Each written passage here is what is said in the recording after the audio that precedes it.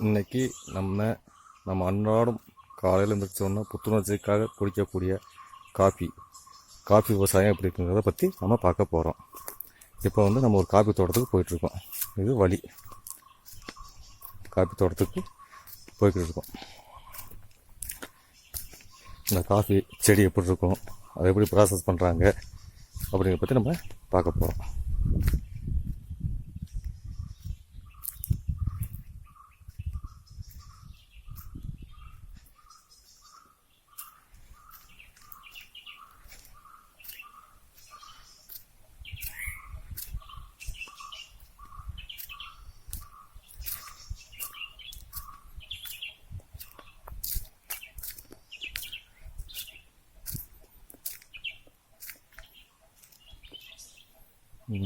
இது வந்து காட்டு மாடு, அந்த காட்டுக்குள்ளே வழி வச்சு போயிருக்கு.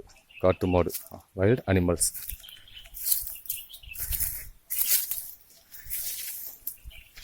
அந்த வழியிலே நாமளும் ஏறி போகிறோம் உள்ள.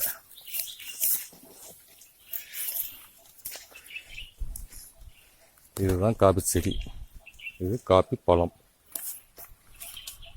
பார்த்தீங்களா, இதுதான் காபி தோட்டம், காபி எஸ்டேட். இப்படி தான் இருக்கும்.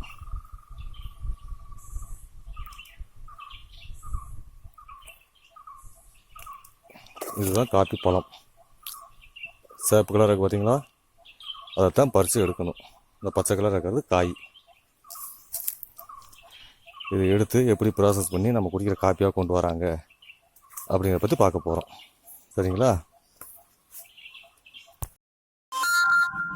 அந்த காப்பி தோட்டத்துக்குள்ளே ஒரு மரம் விழுந்துருக்கு தூரோட.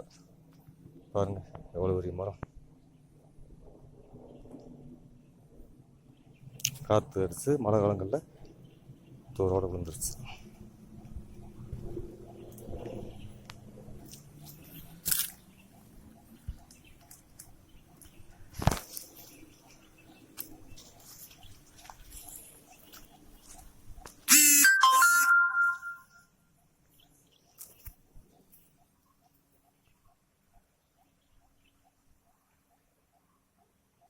பக்கத்துலேயே ஒரு நீரோடை தண்ணி ஓடிக்கிறது தெரியுதுங்களா?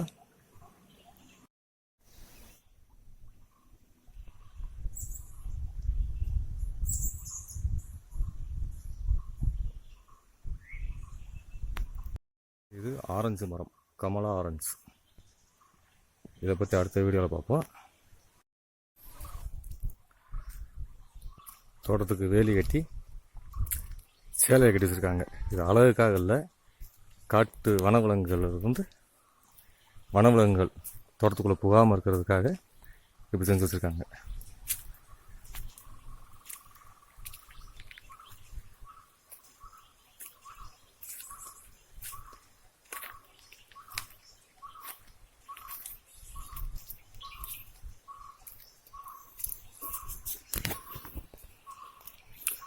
இதை பார்த்தீங்களா, இது பட்டர் ஃப்ரூட்னு சொல்லுவாங்கள்ல, அவக்கோடோ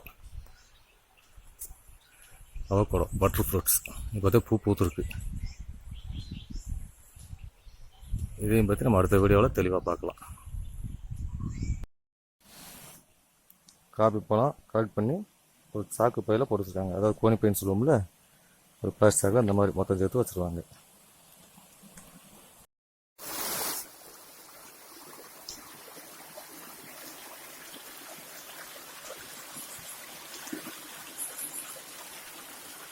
என்னது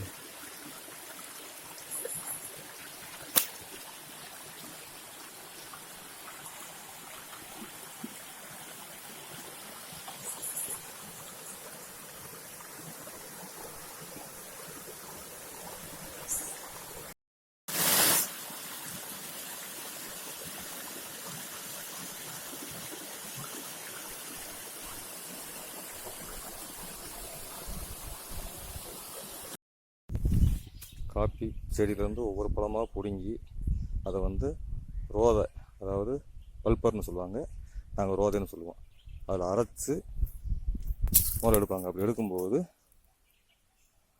அது வந்து மேத்தோல் பிரிஞ்சு உள்ளே இருக்கக்கூடிய தளர்னு சொல்லுவோம் நாங்கள். அதாவது தளர், இந்த பார்த்தீங்களா, இதுதான் தளர். சரிங்களா? இந்த மாதிரி வந்துடும். அதை பல்பரில் கொடுக்கும்போது தோல் தனியாகவும் இந்த மாதிரி தளர் தனியாகவும் வந்துடும். இதை நாங்கள் வந்து தண்ணியில் ஒரு தடவை அலசி வெயிலில் நல்லா உணர்த்திடுவோம். உணர்த்தின முன்னாடி திரும்ப வந்து ஹல்லர்னு சொல்லுவாங்க, அதில் கொடுத்து அரைக்கிறது. அதாவது இந்த ரைஸ் மில் பார்த்தீங்கன்னா அந்த மாதிரி நெல் அரைக்கிற மிஷின் மாதிரி இதுக்கு வந்து ஹல்லர்னு ஒன்று இருக்குது, அதில் கொடுத்து அரைப்பாங்க. அப்படி அரைக்கும்போது அதாவது இப்படி இருந்த பழம் ரோதையில் அரைச்சோன்னா இந்த மாதிரி வந்துடும் தளர். இதை கலரில் கொடுத்தோன்னா இந்த மாதிரி அரிசின்னு சொல்லுவோம் நாங்கள், காப்பி அரிசி. இதை ரோஸ்ட் பண்ணி அரைச்சி, அதாவது சிக்கரி கலந்து அரைப்பாங்க. இதில் தான் பல விதமான காப்பி, ஃபில்டர் காப்பி எல்லாமே தயார் பண்ணுறது வந்து இதில் தான். இதில் வந்து நாங்கள் தாண்டிக்குடி மலை பிரதேசத்தில் வந்து விளையிற இடத்துல எந்த மாதிரி நாங்கள் ரோஸ்ட் பண்ணுறோம், மேனுவலாக எப்படி சாப்பிட்றோம், நாங்கள் வந்து பிளாக் காப்பி தான் அதிகமாக சாப்பிடுவோம். அது எப்படி பண்ணுறோங்கிறத அடுத்த வீடியோவில் நான் உங்களுக்கு காட்டுறேன்.